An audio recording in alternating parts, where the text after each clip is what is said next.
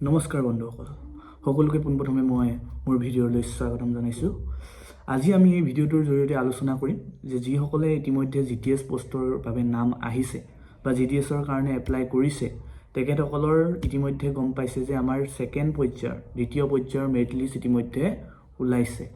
আৰু দ্বিতীয় পৰ্যায়ত যিসকলৰ নামসমূহ আহিছে মই তেখেতসকলক শুভেচ্ছা দিব বিচাৰিম।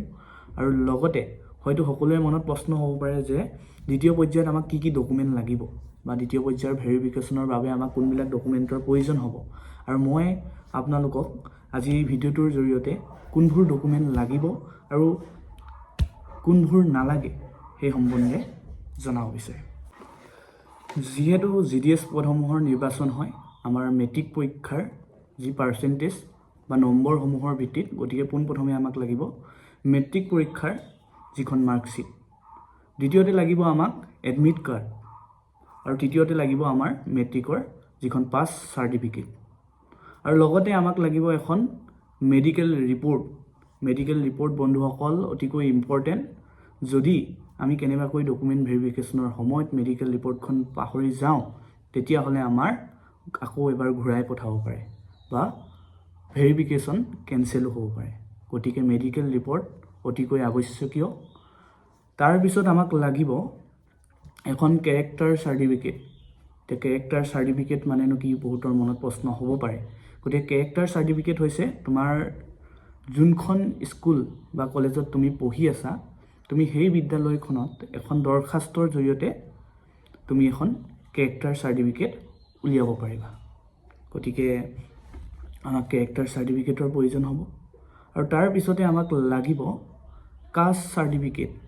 গতিকে আপোনাৰ কাষ্ট চাৰ্টিফিকেট লাগিব। আৰু লগতে আপোনালোকে সুবিধাৰ্থে এখন PRC, যিটো নেকি কওঁ আমি স্থায়ী বাসিন্দা প্ৰমাণপত্ৰ, যদি আছে তেতিয়াহ'লে আপোনালোকে লৈ যাব পাৰে। আৰু PRCও সিমানেই প্ৰয়োজন হয় যিমান নেকি এখন কাষ্ট চাৰ্টিফিকেট প্ৰয়োজন হয়। গতিকে PRCও লগত নিয়াটো প্ৰয়োজনীয়। আৰু তাৰ পাছতে আপোনালোকৰ কিছুমান আৱশ্যকীয় ডকুমেণ্ট, যদিও ডকুমেণ্ট ভেৰিফিকেশ্যনৰ যেতিয়া মেছেজটো আহে তাত উল্লেখ কৰি থোৱা নাই, তথাপি আপোনালোকে ডকুমেণ্ট হিচাপে হাই ছেকেণ্ডেৰীৰ মাৰ্কশ্বিট, এডমিট আৰু পাছ চাৰ্টিফিকেটো প্ৰদান কৰিব পাৰে। আৰু যদিহে আপোনালোকে কম্পিউটাৰ চাৰ্টিফিকেট আছে, লগত দিবও পাৰে আৰু নিদিবও পাৰে। সেইটো আচলতে কোনো ধৰণৰ আৱশ্যকীয় বা লাগিবই এনে কোনো কথা নাই, আপোনালোকে দিবও পাৰে। যদি নাই, কিবা অসুবিধা হৈছে, তেতিয়াহ'লে নিদিব পাৰে। গতিকে এইকেইটাই হৈছে ডকুমেণ্ট যিকেইটা নেকি আপোনালোকৰ GDSৰ ডকুমেণ্ট ভেৰিফিকেশ্যনৰ সময়ত প্ৰয়োজন হ'ব। আৰু এই আটাইকেইটা ডকুমেণ্ট আপোনালোকৰ লগত থকাটো অতিকৈ প্ৰয়োজনীয়। যদি ভিডিঅ'টো ভাল লাগিলে তেতিয়াহ'লে লাইক কৰিবলৈ নাপাহৰিব। আৰু লগতে যদি GDS সম্পৰ্কে আৰু কিবা তথ্যৰ প্ৰয়োজন হয় তেতিয়াহ'লে মোক কমেণ্টত জনাব। মই আপোনালোকৰ কমেণ্ট অনুসাৰে ভিডিঅ' লৈ আহিম। ধন্যবাদ থাকিল।